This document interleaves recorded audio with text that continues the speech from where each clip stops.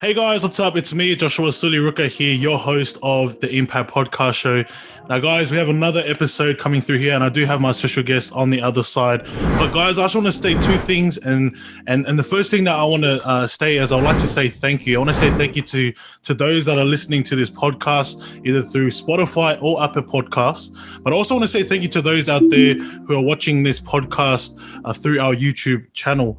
And if you're watching this through our YouTube channel, make sure that you guys like this video. If you guys get any value or anything that you find helpful, make sure you smash that like button. And I also want you guys to comment your thoughts, any thoughts or anything that you have to say, or any questions. We would love to hear you out by utilizing the comment box down below. And most importantly, guys, just please subscribe to the YouTube channel if you are watching this through our YouTube channel, and make sure you click on that bell button for the latest updates to our next video. And so that's the first thing that I just want to state. And the second thing I'd love to say is I just want to talk about our mission, and I want to state it right now. And our mission is simple. Our mission is to focus on impacting the one. So if you're getting impacted through this podcast, or if you feel any value that you received, I encourage you guys to share it to someone else that can benefit from this, because one thing that we believe in, that it only takes one person to change someone's life, and that could possibly be you, and that will be cool. So I just wanted to state that quickly. But knowing now that we got through that, just through all the shenanigans, as I would call it, I would love to, I'd love to get straight into this podcast. But before I do actually introduce our next special guest on the Impact Podcast Show, I want to share to you guys the reason why I got my man on the other side. And so I was going to share to you guys a quick story. So the way that I met, I met our special guest on here is through school. So we actually went through, we went through high school together. He's actually a bit older, a few years older than me. But I'll never forget this guy. Simply because I'll never forget, I was in year 7, and this guy to me was like, bro, this guy's like a very inspirational guy. And it's funny because I look at myself and I look at the other people, or the younger people when I was in high school, and they look at me just the way that I seen our special guest on here. But I just want to share to you guys just briefly. It was in 2013. As you guys are aware, I am a Christian, and in 2013, I was fortunate enough to give my life to Christ. And of that year, I went. Also, where I got saved was at a Hillsong conference. And I'll never forget, after I ended up getting saved, I went straight to this man over here, and he was currently leading at that time a Bible study group called SMS, which stands for Save My School, not Save My Soul, because there's a lot of guys, a lot of people out there who say to us, is this Save My Soul? No, it was Save My School. And I'll never forget that moment of me just saying, you know what, I want to go hard for God, but also I know that there's this this program called SMS, and I was fortunate enough to attend there, and I actually came up to our special guest that's on the Impact Podcast Show right now, and I actually asked him, like, hey man, I'm on fire, I'm on fire for God, what is it that I can do? And this guy literally just took me in, he just took me in as his right hand man. And I was only, I think, in year 10 at that time. I was still young, but he made the bold decision to take me under that wing. And fortunately enough, through high school, obviously you hit year 12, in Australia, and it comes to a point where you have to leave, and so I was fortunate enough to take on that role as pretty much doing what he done with me, and running that SMS program, or that Bible study group, and so that was pretty much in a nutshell on how I got connected with him. And the reason why I actually wanted to get him onto the Impact Podcast Show is because I believe that if it wasn't for people like himself, I know that he's a very humble guy, and I know that he would just take it as if it's nothing. If it wasn't for him, taking me on board of that year of 2013, I don't actually believe that I would be the man I am right now. And also doing little things like running this podcast show. And so, my heart or my reason as to why I wanted to get him on here is simply because I wanted to share to you guys the people that have actually impacted my life, and just a little, the little gems and the little things that they shared. And that's pretty much the reason why I've got him on here. But other than that, I just wanted to share that quickly just to give you guys a bit of a just bit of a glimpse or bit of reasoning as to why I wanted to jump involved. But guys, I would love to now introduce to you all my man, my brother from another mother, and actually one of my mentors that I still look up to this day, my man, Paulo Greaves. Man, what a generous introduction, bro. Far out. Right, man. I've been waiting like what, I don't know, 6-7 years to say that, man. Man, it's an honor and privilege to be here, man. It's to be here with you and people who are listening. It's really awesome what you're doing, bro. Yeah, man. Honestly, bro, I appreciate it, man. And I also want to say, man, like I appreciate you taking out your time because I know that time is valuable, and I know that your time is valuable. And so, man, I just want to say, appreciate you taking out the time to jump on board. Yeah, man. It's the least I could do, bro. Far out. It's amazing. Yeah, sweet. All right, man. So I guess just to get straight into it, man, like I guess the first question I'd love to ask is, there are people listening to this podcast show that may know you, but I know that the Impact community do listen to this podcast on a consistent basis. And so is there any chance, bro, that you can possibly share or just introduce yourself just for those that are listening and watching? Yeah, sure, man. So Paulo Greaves, parents, son of one Filipino parent and one English dad. I'm the oldest of 5 boys in my family, so rough and tumble household. And I'm also a youth leader / coordinator for one of our churches. So one of a kind of a persisting in our churches in Jesus is Lord Church. I go to one in Auburn. Basically growing up in that church all my life. I'm a rail safety engineer by trade, full time. So I'm working from home nowadays, but work up in North Sydney usually, if pursuing that passion in the career field. And yeah, man, just been doing that for full time. Just started this year, so that's been a cool journey. Trying to manage different things regards to time. As you said, time is precious, but just understanding priorities, because they're full-time working and then basically doing full-time ministry on the side and still pursuing your passions here and there and everywhere. That's been an incredible journey. But yeah, this year has been really challenging. I think, I guess a lot of people would be speaking to that on this podcast, especially 2020. But yeah, man, I guess that's a small gist of mine. Yeah. No, thanks, man. Thank you so much for sharing. And so, I guess, man, I just want to kind of, get to, like, I guess for me, man, my heart is for this podcast, or like my outcome is just wanting to get to know you more based on the personal level.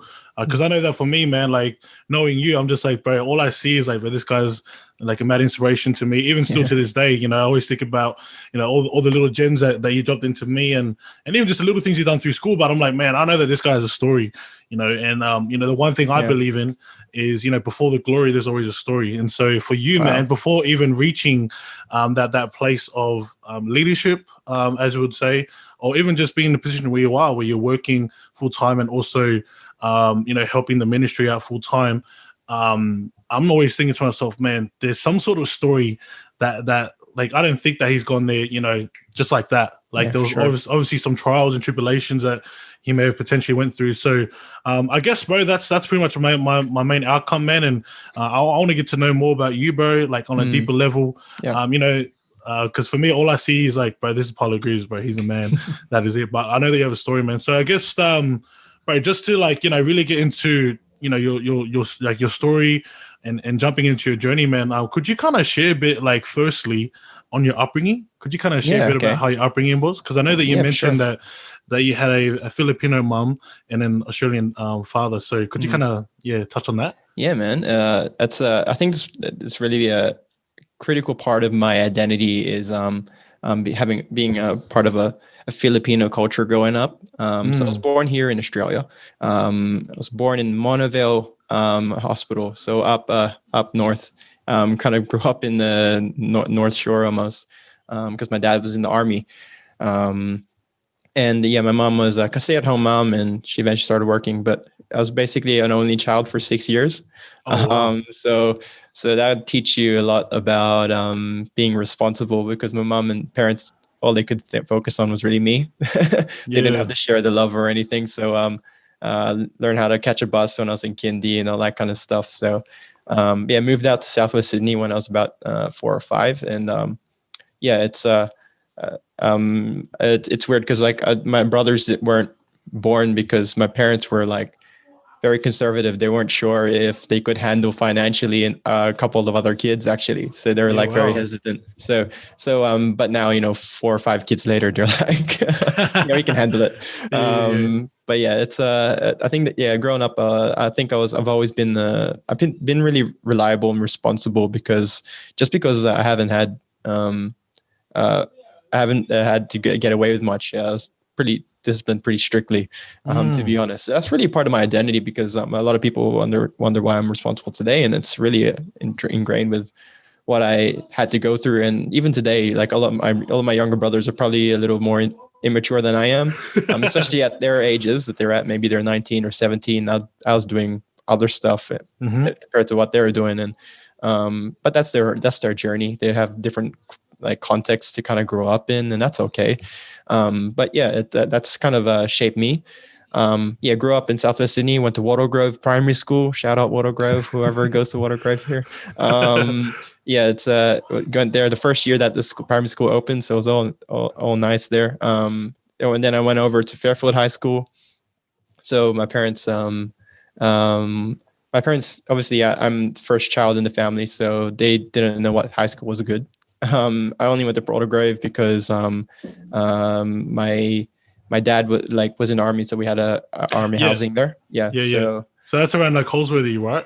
Yeah. So and there was and they had a housing around that area, so we went to barracks there. And actually during primary school, I went up to Brisbane for a couple of years because my dad had to move around a bit. So because you get commissioned in different areas in the army, so we had to go to Brisbane for a bit, but then we came back to Sydney because after my dad left the army for a bit, and then basically went to the same school because we loved it. But yeah, went to Fairfield High School. We didn't know where we were gonna go. My mom's like asking people at church, like, so do you guys know any good schools, high schools at all? Right. This is the most random reason I went to Fairfield High School, the same school that you went to. The only reason that I went to Fairfield High School is because she asked one of my aunties or titas, like not really real aunties, but just someone who's a friend at church. Yeah. Asked them, do you know any high schools? Like, so basically they've driven past Fairfield High School all the time, taking their kids to Sefton from Blacktown, basically. So doing that route, going on Horsley Drive the whole time. Yeah. And they on that 1 year, they saw like on the board saying someone got a 99 ATAR. Like, yeah, I don't know who it was. I don't know who it was, but it was thank you person whoever got that, because they said, oh yeah, that's a good school because someone got 99 ATAR there. I'm like, okay, let's go to Fairfield High School. I guess it's sold. And it's so random. And basically went to that school and no friends whatsoever, and had to make new friends. And that's kind of started the journey into high school. Yeah. That's crazy, man. Like I'm just listening to that, man. I'm like, bro, there's so many questions that I've got. Even just the fact that like I the way I ended up going into high school was just simply because I was a local. But for you, it was just simply because like one of your like aunties had just driven past and then just said, oh, there's a person that got 99 Not to say, right, like that our school, it wasn't like a typical 99.99 kind of ATAR. It sure wasn't, bro. Yeah. And we're gonna get more into that too, because it does actually explain a lot in terms of like your story and where you are now. But bro, that's crazy. Yeah, man. But and honestly, but it's providence of God, bro. Because like there's like we'll talk about more about how we impacted Fairfield. Not we, but God impacted Fairfield. Yeah, come on, man. The people, not just the school, but the people that went through that school, and that's all because of God's grace. Somehow He just decided that He needed me to go to Fairfield High School, and He wanted me to make an impact or an impression on people's lives through going to that school. And it wasn't by all means perfect. It wasn't I definitely have some regrets looking back, but we can get into that. And Yeah. yeah. Yeah, no, bro, that's hectic, man. But, bro, like, I actually got a question based on you sharing about your upbringing.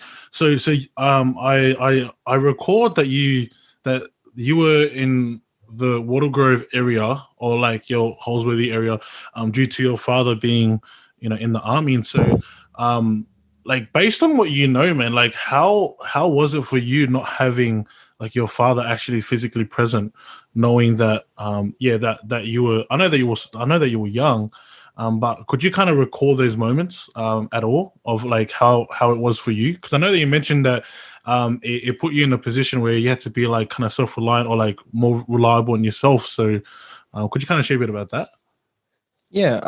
Well, my dad was still present. Yep. So I think that was it's different to a lot of people. So in my case, my dad was present. He didn't necessarily have to go to any overseas kind of Yeah. commissionings or anything like that. So that was kind of good in one way. I think he definitely. I can't really remember him being absent, but I think he was definitely present most of the time. But with regards to how it shaped me, like I think like me and my dad are in good terms, but it definitely I definitely grew up as another parent in the household. Yeah. Whether that's the case because how my parents treated me, both of them, or just with my brothers and stuff. I definitely grew up as another parent in the household. Probably still looked upon that way. Helping pay the bills and stuff like that. Yeah. Yeah, but that's not too much in that sense. Yeah. It's crazy, man. Because I was just like curious to know, because like it sounds to me that Paulo Greaves had to grow up a lot more quicker than your usual For sure. Yeah, young 100%. person. So based on like let's say typically or using as an example like a typical 5-year-old kid, what a typical 5-year-old kid isn't what Paulo Greaves is doing. He's probably doing what a 12-year-old is meant to be doing. Keyword meant to. And he had to mature at a faster age. And it actually makes sense as to based on your upbringing, as to why you are the way you are. I'll never forget, bro, like going through high school and being like, bro, this guy's so mature. Like he's only in year 9, and this guy's like, I think I was in year 7. Yeah. I was like, you're in year 9, bro. And I'm like, bro, this guy's very mature, man. Like, I don't know how. And so now I'm starting to, put the pieces together, like to the puzzle. It makes total sense, man. Yeah. And I was still into like 5-year-old things, still like Thomas the Tank Engine, and I still like playing PlayStation 1 and all that kind of stuff. But 100%, like I think maturity level, I was blessed enough to grow up in that kind of context. Yeah, man. Yeah, no, it's so cool, bro. And so, bro, like I'm curious to know too, man. Like, how is it? Like, how does it feel knowing that like that you have a father that's actually in the army? Because like I have no clue as to how that is. But it was how was pretty it for cool, you, right? man? Oh, it was pretty cool because like I was going to church. Well, most of my friends are from church, and I grew up with them all the time. So, and everyone would be like, "Oh, your dad's in the army? That's so cool. Can I be your friend?" Like that kind of stuff. And people would come over to my house, my best friends and stuff, and all the childhood friends. We would be putting on my dad's army gear and that kind of stuff, all the clothes and all the camo. And I remember some of my birthdays, 4 years old, 3 years old. It'd be like army themed, and we had army toys, and so I loved it, bro. I loved the attention. I loved like the action nature of it. It's only now when I look back on it, like praise God for people in the services and stuff, but but then it's not that cool. Come on, it's I think it's just this nature that you're like, oh, your dad's a police officer, your dad's in the army, your dad's a doctor. Wow, geez, yeah, it's just like some kind of element as a kid I always thought I was pretty proud of. Yeah, and I think even too, bro, just add on to that, like, I guess because you've been conditioned to it, to know that, oh yeah, dad's in the army. For everyone else, it's completely different. They're like, bro, your dad's in the army, bro. Like that's hectic. And for you, just like, yeah, it's all right. For sure, man, for sure. Yeah, man. And so, bro, like, I was just curious to know that, but I've actually got another question. And like you mentioned about church, like you mentioned about Mm. ministry, at the start. And could you kind of share a bit about too? Because I know that you guys, I know that you were sharing, just about, how you actually got connected to high school, like into Fairfield High School, Mm. and it was through church. And so, could you kind of share a bit about that, man? Like in terms of like, kind of like, yeah, how the like your faith had started in terms of God. Yeah, for sure, man. So yeah, growing up Christian home, kind of privileged in that way, but doesn't mean that I still didn't have to make a decision to follow Jesus.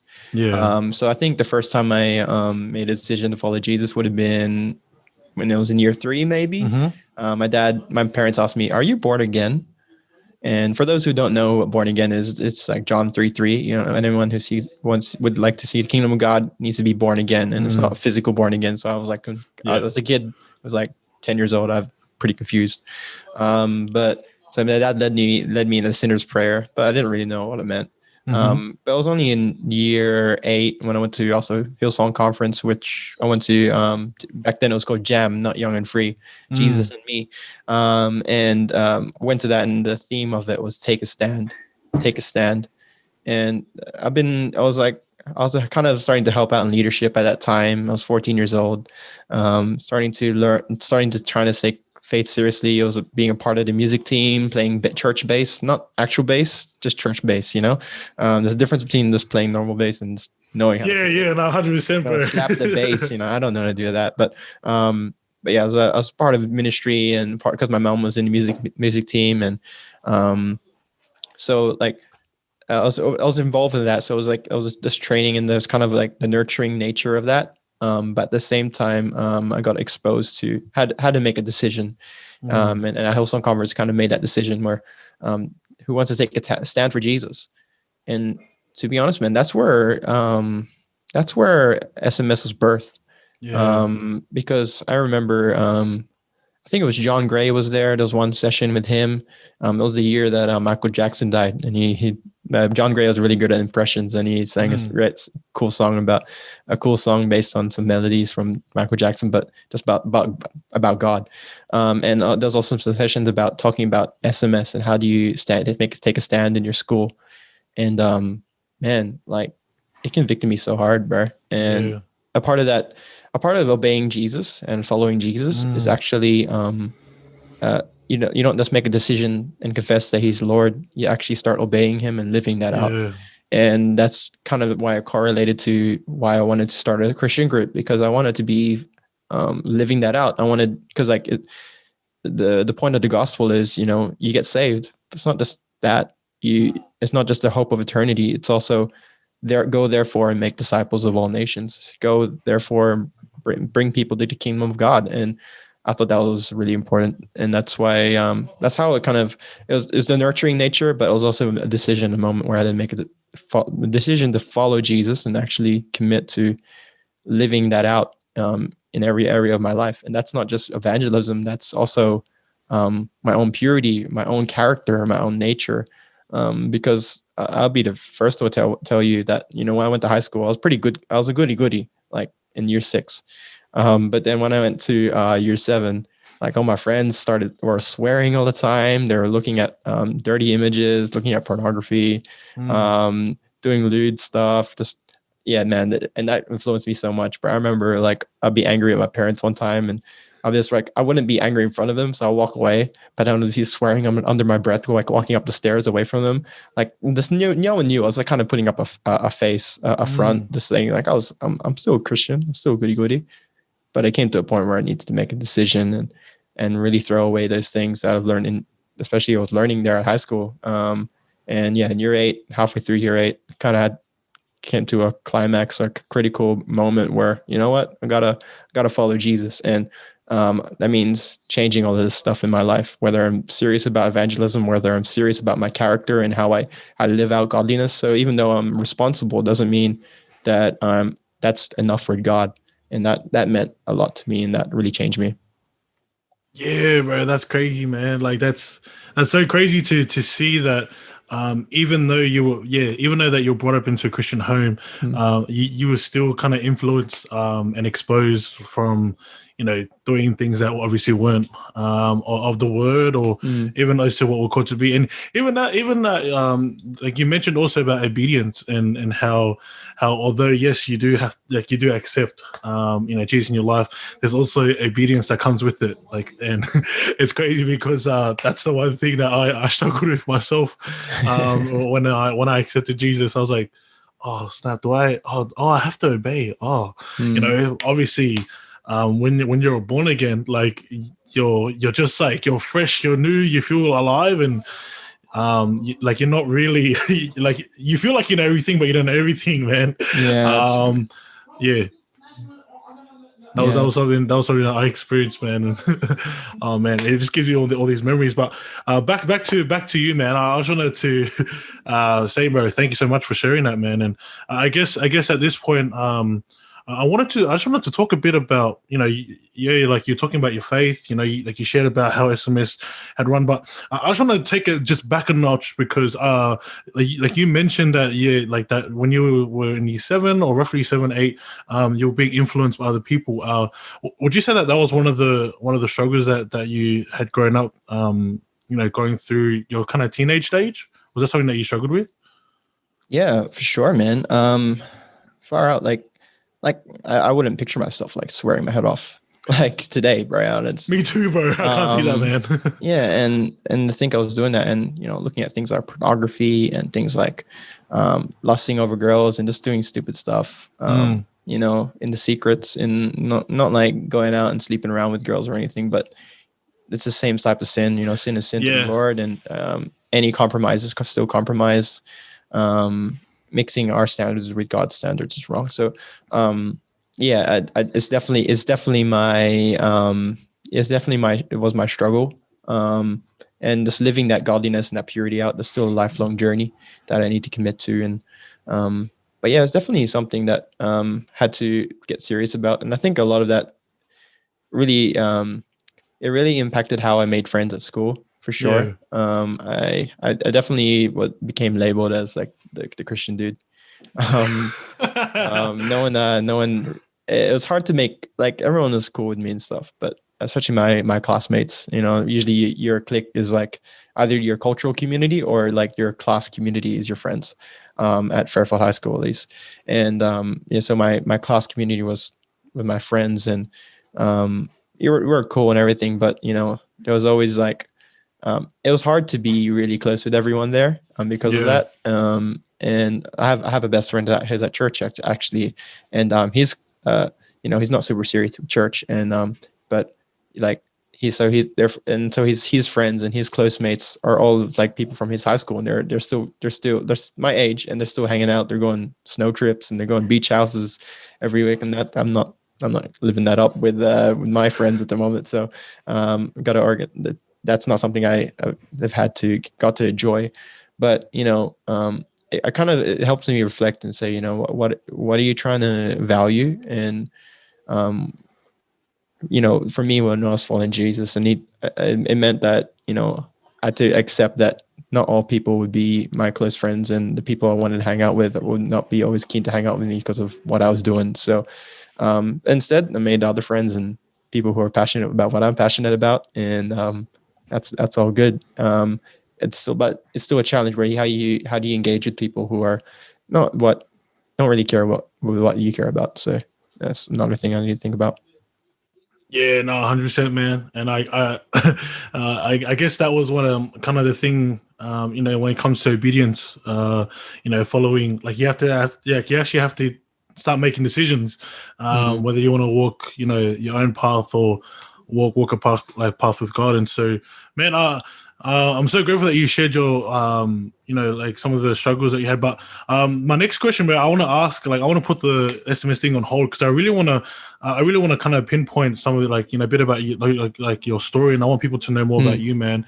I guess through any story in general, bro, there's always some sort of a setback that happens in terms of a story or in terms of a journey. And so, bro, I feel like, for me, I've had my setbacks in life, but I know for sure that you have, man. And so, bro, could you kind of share to us, just probably one of like your biggest setbacks that you've had, whether it's your Christian journey or like a journey of God, or maybe just like your own personal journey, or just anything in general, man. Like, could you kind of share just like your biggest setback that you've had in the course of your life? Yeah, so I don't know if it's a setback. I think there's plenty of setbacks. I'll probably divulge into all of those. Yeah, but I think one of the bigger challenges I've gone through was when I was in year 11. So we actually had to. We had to move to government housing. So I was technically homeless for a short period of time with my family because we couldn't pay rent for a long period of time. And we kept getting behind, and eventually they had to evict us based on probably good grounds, because we couldn't pay for a long time. They're pretty gracious. Yeah. But we had to rely on that night. We had to rely on emergency housing from Salvos and from Anglicare, just getting us into motels until they figured out the longer term options with government housing, temporary residence. There's some places up in Warwick Farm. And eventually had to move to Rose Meadow down in Campbelltown. And this is my senior years, man. Senior years are, as a kid, you probably, anyone listening, you probably look back at year 11 and 12 and you think that those are so important. If you cared about study at all or education at all, you thought those were the most important things in your world. And for me, I was a perfectionist growing up because I had a lot of responsibility. My parents expected a lot from me. So I was not only a goody two shoes, but perfectionist, and I was really upset when I didn't perform well. And to put that context to me having to experience like that instance where I'm actually fearful, I'm actually angry. I remember we moved into one of those temporary house places, and I was so angry with my dad, man. I was so angry with him because I just had that frustration, like, God, why didn't you, like, I wasn't working because I was full-time studying, but, why couldn't we pay rent? Why couldn't we get through this? Why do we have to be in this situation? And my mom told me something. I kind of walked out. I was like angry. And my mom was like kind of tearing up. And she said to me, like, something that changed my life is like, Paulo, you can't be like this. You're a pillar of strength in our family. And I'm like, wait, what? What does that mean? And what she meant was, she relies on me so much. Like, our family relies on me so much. And what she was saying is me acting in that way, where I was angry and wanted to wanted to blame other people, and just be my sinful self, which everyone can be. I'm not saying we can't be, but that just really that showed me that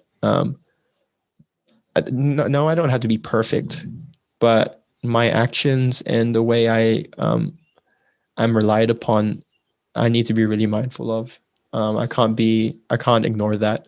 And it doesn't mean I can't be weak. It doesn't mean that I can't be someone who's insecure or broken and needs to be vulnerable in front of people. Does not mean none of that.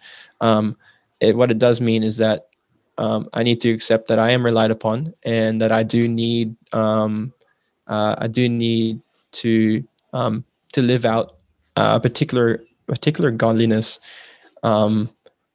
That is because, like, Jesus himself says, love your neighbor as yourself, right?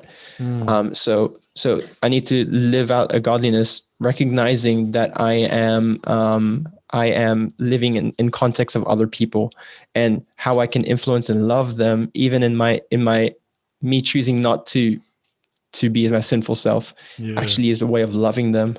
And it just changed my perspective on things, just like understanding like that moment where, I can be helping and being an encourager helps other people be uplifted and not go down to their simple selves. I can be a strength that they can hold on to even when they're weak, and again, doesn't mean I can't be weak, but and there's times when I need to be vulnerable in front of people and in front of my mentors and seek their strength and stuff. But I was had for ever since then. I've been really wary about how I express my emotions to my family in negative ways. There's right places for it, right times. There's constructive ways to talk about things, but just blaming someone and saying, "Why do you do this?" It's so much more complicated than that. There's so much more.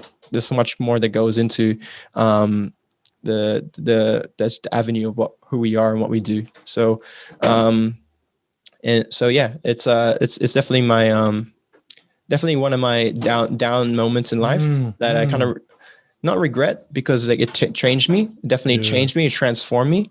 But it was also, it's definitely something that that really just like one of those challenges that kind of grew me and I kind of grew from.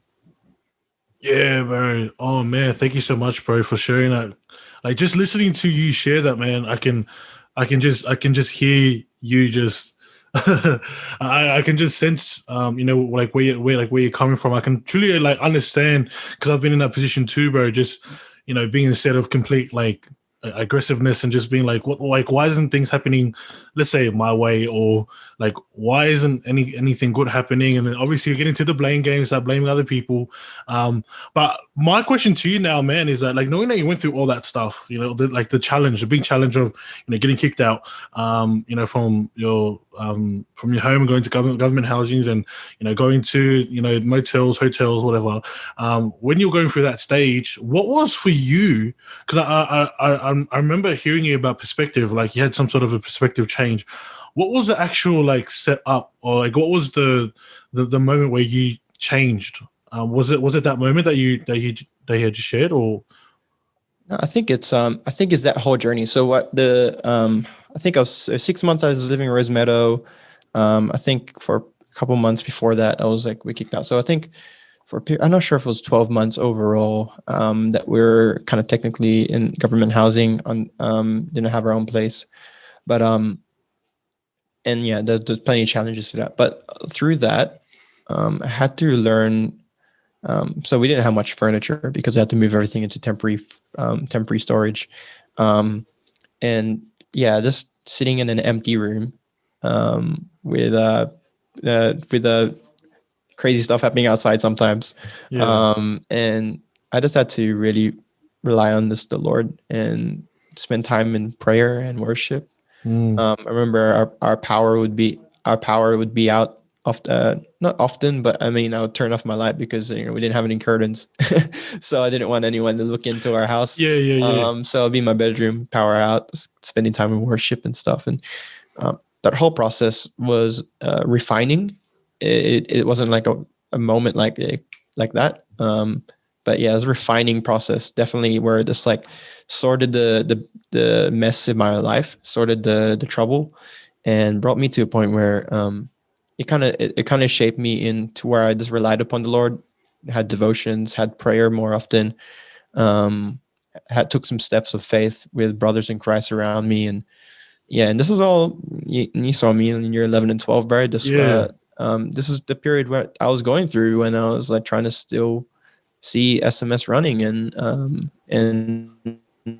see the REACHOUT, the group that we were running, actually impact the school that we're a part of. And it was only until I think it was just before trials I moved out and moved back into the current home that I have right now. I'm in the side room. My mom has a MIDI studio going on, so I took it from her.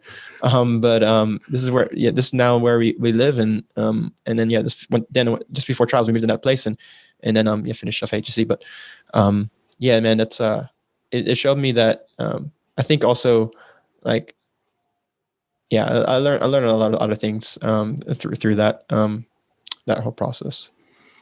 Yeah, man, that's crazy. It sounds to me, man, that because you mentioned you mentioned about being in like kind of like your own room, so it's like and worshiping and getting into talking of God, like like kind of getting into your like your quiet space, like because I know that for some people being in a quiet space is like daunting, like they don't want to be alone. And I know that like I shared this to a couple of people. It's like there's a big difference between feeling feeling lonely and then being alone. Like, you know, there's Right. a Yeah. totally Yeah. different thing. And so would you say, man, like, in that, like, at that time you felt lonely or alone, like, at that time? Because I know that, like, specifically in that room, kind of spending time with God, like, did you feel in a place of like loneliness where you feel like you're all like on your own, or did you feel alone? Yeah, that's probably my question. Yeah. Mm. Um, Lonely. Yeah, I think yeah, like I definitely felt like I wasn't not many people related to me. Um, but I think yeah, lonely and feeling alone. Like Mm, I think there's a definitely a distinction between that. yeah. In my sense, like I think in that period of time, I felt the support that a lot of my friends had. So our leadership team in Mm, SMS. Um, I think they saw me kind of break down, and they found out about me living in government housing, and they actually organized like a financial like love gift for me. oh wow.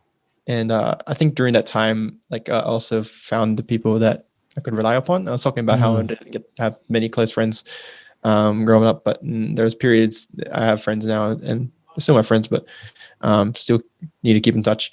But there's the people who are really that supported me, and I think during those times of challenge and that trial period, man, it definitely showed me who I could rely upon, and showed people that actually can care, yeah. that actually care, and I'm really thankful to that. That you know the pouring out of my life into other people actually made an impact to you know to for people to kind of return the favor almost in this Yeah. love and the act of kindness. And yeah, that's just that's definitely something there. That doesn't really answer your question regarding lonely and feeling, being lonely and feeling lonely and kind of stuff. But I definitely understood value of community Yeah. at that time, and church was really, really helpful as well. Mm. Yeah, man. Oh, bro, community is so important, eh? Like, I think a lot of people take that for granted. You know, just being surrounded by people, and it's crazy because you can still feel lonely and still be a part of, you know, Yeah, for like sure. a You can community. be there. And Yeah. I have disciples right now who struggle. They say would tell everyone that would struggle a bit with anxiety and depression, but Mm, um, and just feeling like even you're a part of the group and you're there, you don't actually feel a part of the group. Um, it's like it's this challenge that a lot of young people were facing, and where there's just anxiety, especially it's gone through COVID-19 and yeah. pandemic times, like everyone living at home, and especially with social media, and there's a lot of challenges with just people feeling like they're incomplete. Mm, Um, and it's a challenge for everyone to walk in every area of life, whether it's your relationships or whether it's your own personal security, to just to find wholeness, and you can find wholeness in Jesus, and I'm trying to understand and live that out. That's something that's it's really really wonderful. Yeah. yeah. No, 100%, man. Like, and I guess that's something that, yeah, that we have learned ourselves, but we've also been instilling into, you know, our young people, or the people that we are ministering, which is cool, man. And so, Mm. yeah, man, I'll say, bro, thank you so much for sharing that, man. Like, sharing your challenge. I know that it must have been a big thing for you. You know, one of the biggest kind of challenges that you had. But you know what, man? Like, I already know that there are people listening to this right now, on this podcast, that are probably getting impacted by your story, man. You know, just getting impacted, being like, you know what, man, I probably fully relate to you, or they're probably saying, I didn't even know that from you. You know, they probably didn't even know they went through that, man. And so, yeah, kudos to you, bro. Like, thank you for sharing that, man. And but what I want to do now, man, I just want to go. I just want to, like, you know, continue on the story that we're, like, you know, when we're talking about school, you know, talking Yeah. about Okay. SMS, man. Like, So I want to get onto that, bro, and then I want to actually, yeah, like, then we'll wrap it up from there. But bro, share to us, man. Like, so you started SMS. I'm pretty sure, like, so I know that I was in year 8 at the time. No, I was in year 7 at the time, and all I remember was that I was in an assembly. And and then, like, you ended up talking about it. Could you kind of share about that, man? Just a bit of context for those that don't know. yeah, so that's kind of the crazier. I just can't believe that, like I was allowed to do this. Yeah, man. Um, okay, so um, where did I start? So like with SMS, I saved my school. It's like this thing I started in year 9. And there was something called the Goals Project where like we get mentors from we get mentors from like the business world, and they kind of help us set goals in life and stuff like that. My goal was, you know what, I want to start up a Christian group in school. So I think that was year 8, year 9, and I started it. And I approached my deputy principal, and I was like, hey, dude, can we possibly do this? And he's like, yeah, sure, let's do it. I was like, what the heck? And then, but like what people don't know, or well, people do know, but not many people do know, is that like there was like 4 or 5 months of prayer before that I was like, I'm not going to ask anyone. I'm not going to ask anything without praying, without seeking God and asking for his favor, like actually saying, Lord, give me favor with my principal, give me favor with my deputies, give me favor with my head teachers, my teachers, the cleaners, the students, give me favor, Lord. And that's was the main prayer of my thing, and not only that, provision and just the right people to talk to. And for people from a whole school, every single soul to be saved was my goal. Yeah. Every single soul. And, I may not have did that whole school. I didn't, maybe no, that wasn't the goal that was reached, but a lot of people were impacted. Anyway. So what we did was, we did that.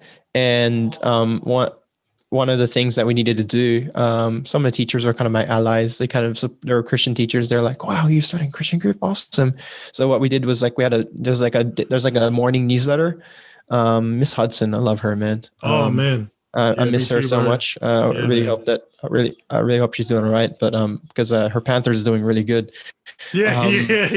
So cheering, man. Yeah, far out. She'll be cheering for sure. Definitely need to catch up with her. But she was such a great supporter, and she helped me organize getting funding from the school to buy Bibles and that kind of stuff. Wow. But she would organize the morning newsletter or whatever it was, the notice board, and she got me to put the description of what SMS was all about. Come join a Christian group, and all the teachers that had to read it, and every single roll call, which is crazy. And then I would also ask for, can I Monday morning assembly? Can I just announce it? Like, we're running this Christian group on a Tuesday, lunchtime, and just come along, and we're talking about Jesus. And my principal was like, okay. I'm like, what in the world? Like, are you serious? Like the crazy favor of God. I know nowadays they're struggling with it. Like they struggled with even your experiences with that school, like the new principals coming in. And it was a struggle. And even any school nowadays, there's definitely a lot of teachers that are really against that kind of stuff. And so I didn't realize how much of a blessing that we had, how much crazy miracle that we were experiencing at that moment.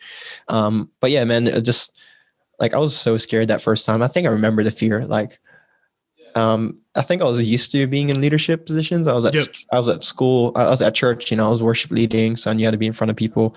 I was practice speaking in front of people.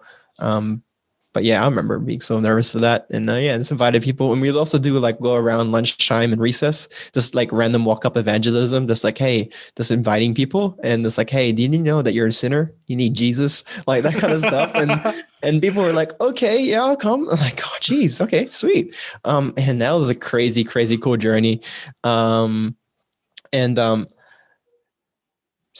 what I was doing, and with all of that was, it's something I wasn't prepared for. I didn't get trained for it. Like I gave you a DVD. I think I remember giving you something called Legends in Your Lunchtime. And I forgot one of the names, but I know it's Sanga Samways. He is one of the preachers there, and it's like a resource by I think Youth Alive, I think it was. But man, and that was like all the resources I need, and it just caught me. That's the only training it gave me. But there wasn't anyone that was like learning off. No, there was no mentor. And besides SMS being from I don't know if you know him, but Eric and Demon. So that's where the name spell itself came from. And then he was he kind of inspired me, because I went to a youth night one time that we ran at a church, and he talked about I think James. I gotta remember the last name, Pastor James, and he was talking about it, and James Saba, yeah, that's his name. Oh, And yeah. and like they were the guys who were kind of pouring into me in that regards, but it wasn't like a detailed step-by-step process of here's what you do. Like it's more like they just prayerfully just kind of, okay, maybe we should do this, or maybe we should do that, and just provided inspiration and provided the community of SMS like leaders across Southwest Sydney that were doing that as well through Inspire Church and everything there. And man, it's like yeah, I got to give them props to that, because like I don't think that idea would be even there without them also providing that inspiration. But yeah, and that guidance and the other period of time where he really mentored me in that. And yeah, like far out, man. I was kind of just feeling my way around. Like I remember I practiced preaching like that. Like I wouldn't be really prepared. I would just like have a scripture. Like this is one of my regrets, like not knowing how, I guess I was learning. So, but not being more intentional with how we were evangelizing and teaching the Bible. And I was just kind of taking a scripture and like just preaching about the devotion I did on it, basically. Yeah. And people are like, oh yeah, super encouraged. Like I was teach about the fruits of the spirit or something. And and just like talk about that. And yeah, but yes, I think it was like a growing process for me personally, and somehow it impacted people. I have some best friends who are Christian now because of that, which is kind of crazy to think. That people like just your simple obedience now or then impacted someone's life today. Yeah, and it's, oh man, like just to think that someone made the greatest decision of following Jesus from just me starting a group like that.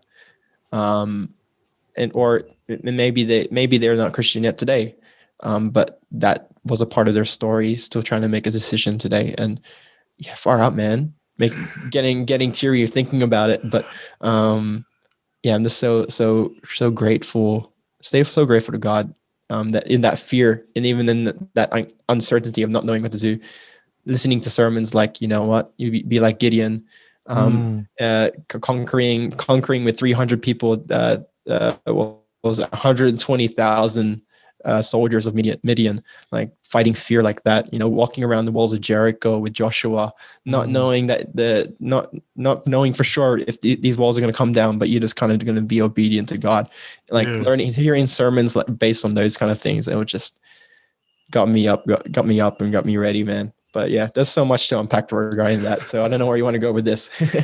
Bro, no, this is hectic, man. Like I actually had no clue as to that, because just to give you guys a bit of context, like I only came in when I was in year 9, year 10, roughly around that time, and he was like well on his way of leaving. So like to hear that, man, like I was like, bro, while I'm running around, probably at lunchtime playing basketball or going onto the footy field of the boys as a being a junior high kid, or like in the junior years, this guy over here is actually like evangelizing and reaching out to young people, man. And so, bro, would you say, man, like, because you mentioned that it was tough, right? You mentioned that there was a lot of fear. Would you say that if you had to try and do that now, that would be a different story? Like in terms of like, if you were to be Paulo Greaves in 2020, would you say that it would be different in terms of being at the school? Trying to run SMS, because I know that within schools, like they're really like strict on it and stuff like that. So we did actually have a lucky, man. Like we actually did have it. Obviously, praise God for that.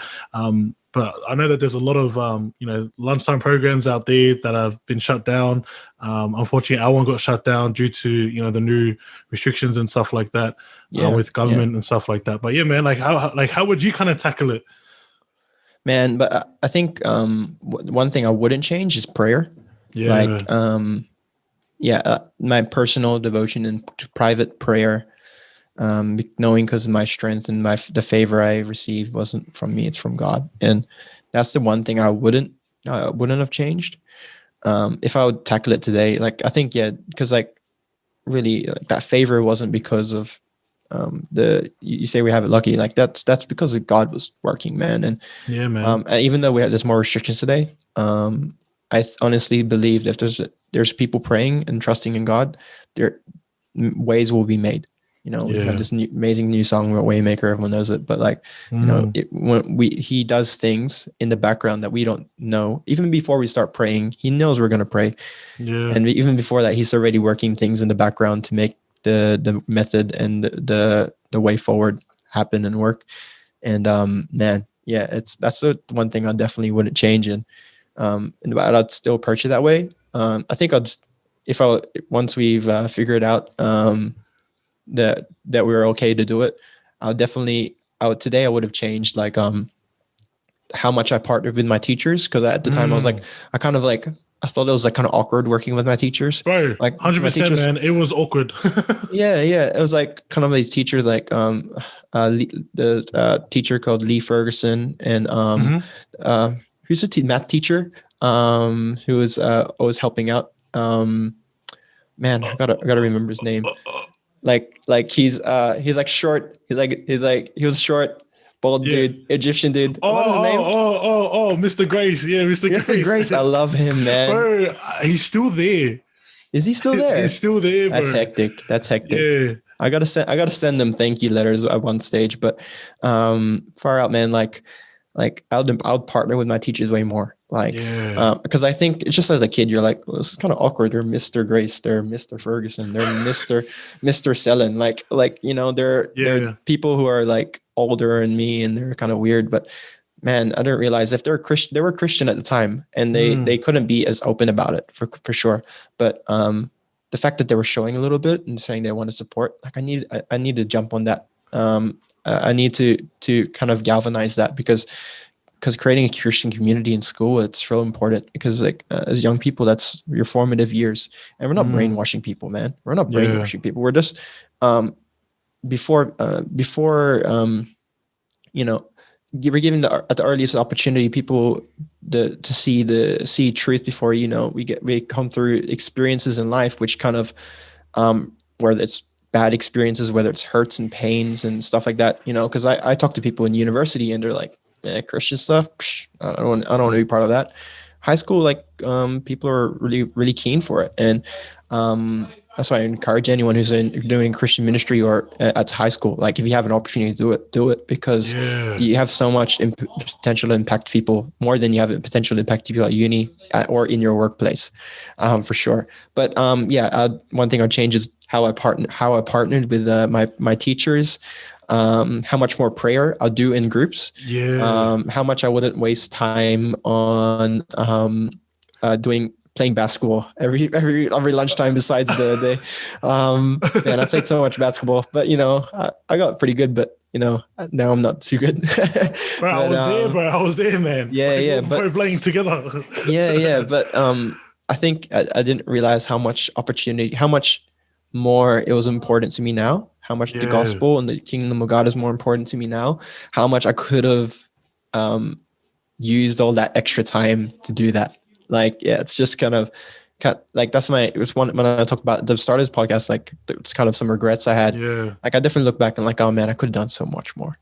But in saying that, it's not the worst thing in the world. It's something that taught me, and it's my life lesson that can impact another person and impact your listeners or anyone that I'm discipling, to realize that that's like something that you can take advantage of. And it's also inspiring me to like, you know, take advantage now of opportunities that I have at work, or just evangelizing our communities and building up a church that would glorify God. But yeah, it's I think those are a couple of things I would change for sure, and how I'd approach it. Once we get the A-OK that we're allowed to do it in the first place. That's probably more easier said than done nowadays. Not impossible though. Nothing's impossible with God. No, 100%, man. And I guess we would even know, because like you're a youth leader yourself, and I'm a youth leader myself too. Like that is a barrier that's happening at the moment of like, you know, kids being kind of shamed, or getting to a place where we were, you know, having that fear. But yeah, obviously, man, like prayer prayer is like probably the biggest key. And like that was one thing that I took out of your story, man, was just like, yeah, praying. Like that was probably the game changer. And it's crazy, man. Like I've actually prayed prayers that were crazy and they end up happening. Wow, So come on. you know what I mean? So like I totally believe in that, man. And that was actually one thing that I was wanting to know, man, like from the school side of things and running SMS, because I was like, man, I don't know how he done it, because like being in year 9, like at the time, like of my, like when I was in year 9, I'm like, nah, there is no way I could have done that. So obviously there was a bit of like, you know, the flesh type, or like the human side of ourselves, and obviously we have the spiritual side, and I'm pretty sure, man, that was the element that he had jumped on, in terms of, you know, praying for SMS. And bro, I actually want to just acknowledge you, bro, for taking the stand. Oh man. You know, because like, bro, like I'm pretty much your living testimony in terms of you know, you running SMS. And like I'm always grateful, bro. And it's funny, I still talk to you, I still talk about you, bro, with you know, my young people, man. I'm like, bro, there was this guy good.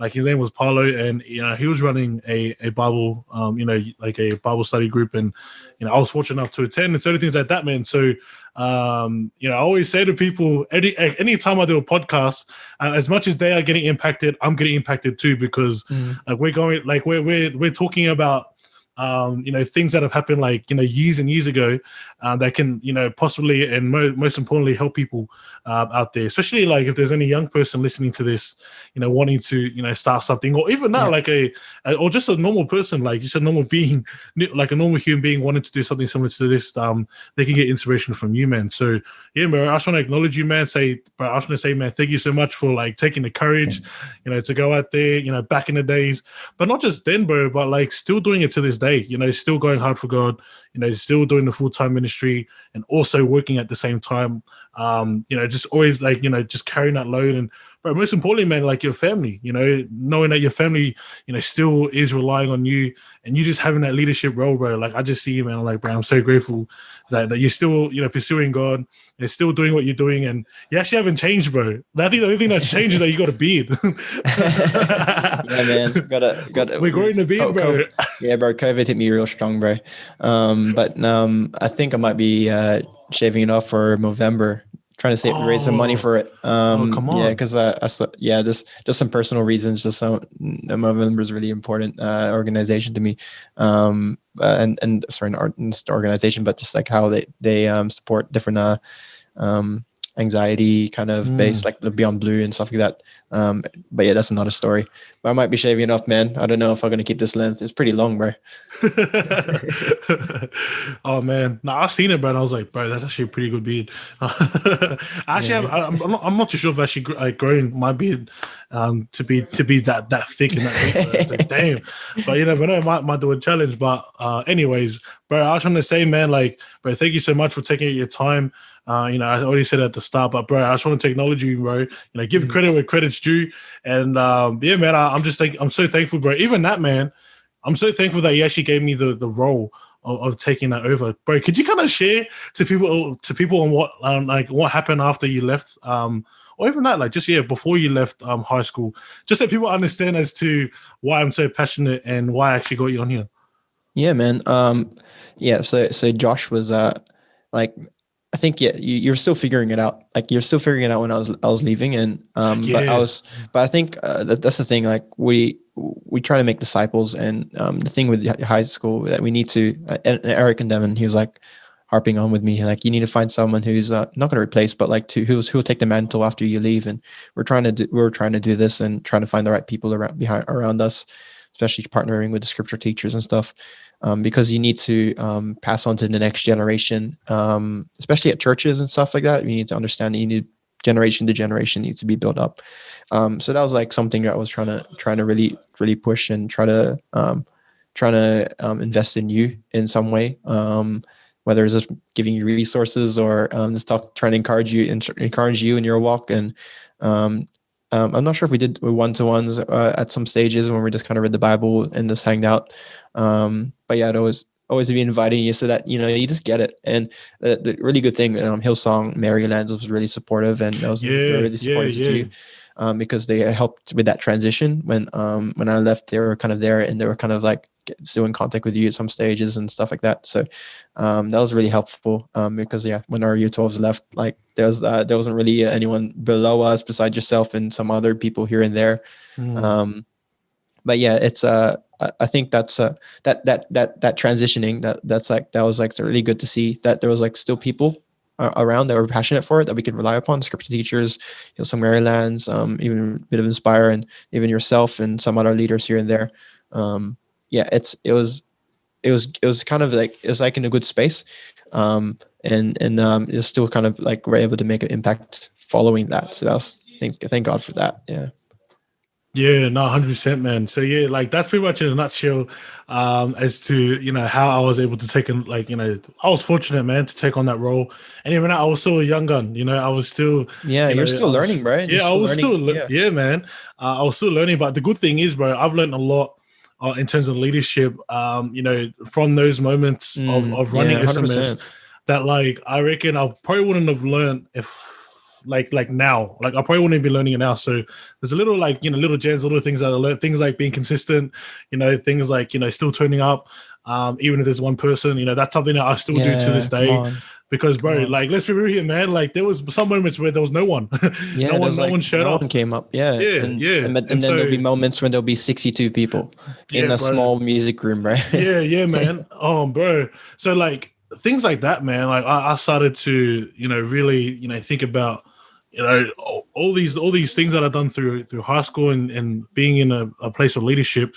And then, funny enough, bro, it actually got me into doing exactly what you done. Because, like, you know what I said, bro? Like, and like, I haven't actually shared this to you. I shared it to everyone else, but I actually haven't shared it to you, bro. Because what ended up happening was, like, you end up becoming school captain, right?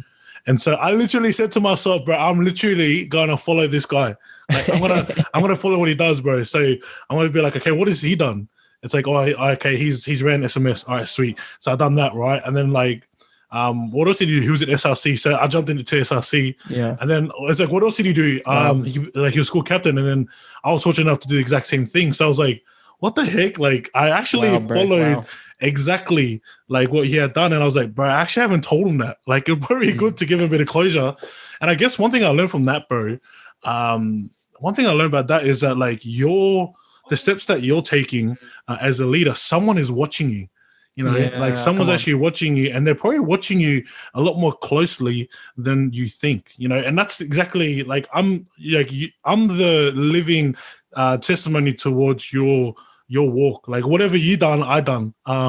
It's pretty much like that Paul Timothy, just walking the same walk. And that's pretty much what I done to, like from you, bro. That's one thing I learned. I was like, bro, I'm just gonna follow exactly what this guy is doing. I'm just gonna jump an SMS on a SRC, because he was in it. Or even that, like, whatever you did, I pretty much copied. Or mirror image that. And so, yeah, bro, I thought I would just, like, just share a bit about that, man. I think awesome, it's just like a learning curve for people out there to know that whatever you're doing, or if you're in a place of influence or leadership, always know that someone is probably mimicking you, not because they want to, be exactly like you, but it's because you have influence. Like, you and, like, that's pretty much what you had on me, man. Like, you influenced me so much, bro, through your actions. Like, bro, you'd say things, but I'm like, bro, I'm watching you. Like, I'm watching everything that you do. And I pretty much copied it, bro. Like, I ended up copying exactly what you done. Like, every step that you took, I was like, yeah, I'm gonna take it this, like, the same way. It's pretty much like Kobe, bro. Yeah, Kobe or Michael Jordan. That's pretty much how I'd seen it, bro. Man, to be compared to Michael Jordan right now, I can't believe that. I'll never think that would ever happen in my life. Come on, man. That's too much, bro. Yeah, bro. That's pretty much in a nutshell, man. Like, how I'd seen you, and that's pretty much the reason why I wanted to get you on here, bro. Just to kind of share to the people that are listening on here, just to know that, like, you are one of the main, one of the kind of the main guys that actually made me who I am. Growing up, even in high school too, man. And I'm like, bro, I'm so honored. I'm so honored to actually have you on here and get you on here, bro. Because the main reason why is because I believe that there's a lot of unseen mentors in my life that need to get their story out there, that have impacted me. Like, bro, your story right now is impacting me, and now it gets to impact the other people out there. And so, yeah, man, I'm so grateful, bro, that you took out the time and that you've made the decision, even through high school, to do SMS and to even get into place of leadership and being school captain, bro. Because, yeah, man, if it wasn't for you, bro, I don't know where I'd be.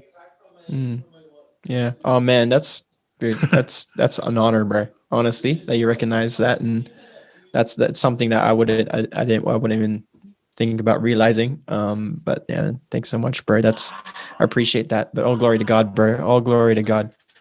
Yeah. Yeah, he deserves that all, man. And it's the smallest thing I can do, for him. Yeah, man. Sweet as, bro. And so, yeah, man. I guess from this point, man, I'm just gonna start wrapping up this podcast, because bro, I'm just getting too filled. It's like, bro, I can go for hours and hours. Yeah, man, I can keep going, but Yeah, bro. yeah. Yeah, man.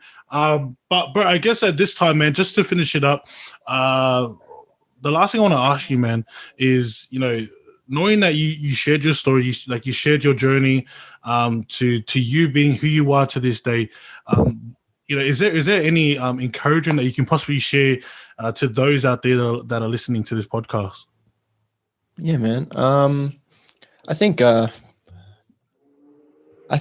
first and foremost, the challenge I'd like to leave for them is that, we've been talking about honor here, and I appreciate you're honoring me, man, because that's a privilege. Honestly, that it is like, I don't even consider or think deeply about, it's just me trying to be a follower of Jesus. Yeah. And somehow that made an impact, and that's great. But it just like a challenge that everyone would have, like, and encourage is to kind of live with honor, understand, okay, the role that people are having in your life, pastors, your leaders, your family, your parents. Just how was the last time you really just honored them and say thank you, and and recognize what they do for you and the sacrifice they make for you. I know this is really deep and meaningful for you, bro, with your family and your parents and stuff. And yeah, man, it's just realizing what you're gonna go through, what people have done for you. And I think, how many times have you vocalized that to the people around you, and really and just lived lived with a culture of honor, to respect, and just to recognize and give them a platform. Like Romans chapter 12 talks about, outdo one another with honor. I'm like, what? You got to outdo with on one another? Like just give people platform to see the goodness of what impact that they made in their lives. But also just, I think another encouragement is for me in my life, and it's just a personal testimony. Matthew chapter 6, verse 33, and 34, it says, "Seek first the kingdom of God and his righteousness, and all these things will be added unto you." For me, I've chosen to seek God first in a lot of areas of my life, and that meant a lot of sacrifice, maybe not a lot of enjoyment in some areas, but all my needs and all the things I needed, the opportunities that would open up, just out of just God's provision and favor, all of that stuff was given to me. And I'd encourage everyone here to realize that as you look at your life, and as you look at the things that you're going through, oftentimes we're pursuing our own needs and pursuing our own wants and our own desires, and it's cool. Like we have dreams and visions, but what's God's vision? What's God's plan for you? And because I guarantee you, it's better than what you can actually picture and imagine. And living in according to that, for me personally, I think that's so much more important, because that's a greater fulfillment in your life than all of the works that you could build up here on earth. Because, and I'm not saying that everyone needs to go home and become a pastor now or something like that. I think there's amazing gifts on everyone's lives, and sometimes we're not seeking God first with those gifts, and therefore realizing the full potential that we could have and the full impact that you can have on people's lives and around you. And maybe you're just pursuing something else that's not actually what God wants for you. And whether it's a career choice, or whether it's because you may be totally gifted in one area, and God just graced you with it, but it's just something you haven't really sought God for it, and you're not pursuing it. Like, there's so many things that you can do that would honor God, and as you seek him first, and then all the things that are around, like all your needs in regards to that journey are going to be taken care of, because I know for sure that was taken care of. I've never had to work hard to find a job in my life, actually, because I honestly believe that, because I've sought God so much in ministry and sacrificing so many things just to do ministry and church and youth and music and everything first for him. Like, whether it's scholarships or whether it was just finding a job that I have currently, because my friend DM'd me on Instagram saying, "Hey, do you need a job in rails, civil engineering?" I'm like, "Yes." So, simple things like that is crazy providence, but seeking him first, God honors your sacrifice.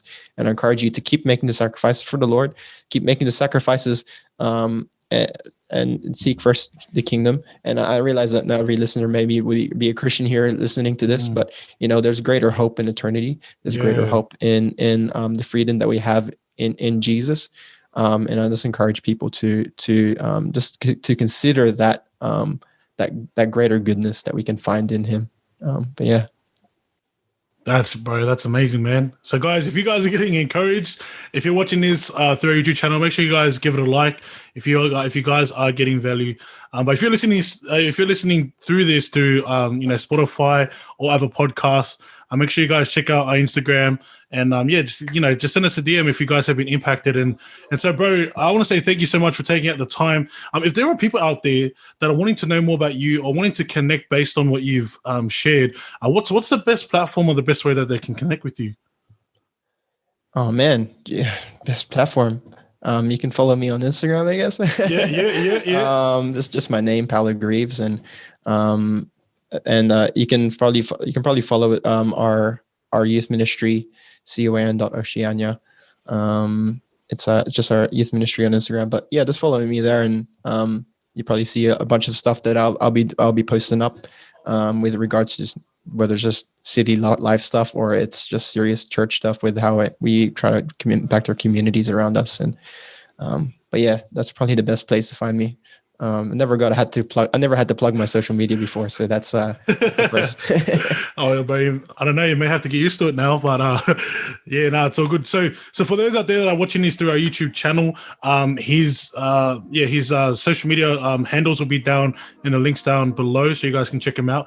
But if you are listening to this through Spotify or Apple Podcasts, make sure you guys check on our Instagram. He'll be on our following list, but he'll also be promoted on there too. So if you guys want to know where he's at, or if you want to know more about him, the links will be there. And that'll be cool. So guys, that is all that we got for this podcast. Paulo, my man, thank you for taking out your time for jumping on. Oh, bro, thank you so much for this, man. This is an incredible experience, and I love what you have here, because there's only greater things for this ministry, bro. This journey that you're on, man. This adventure, like, because I think God's got you, and there's going to be only greater things for this impact podcast, and how you guys are going to just really create good change, bro. Good change in people's lives. Bro, appreciate it, man. Appreciate it so much. And so, yeah, guys, that is all that we got. Thank you, bro, so much for jumping on. Thank you to everyone that's listening and watching, and we'll see you guys in the next one.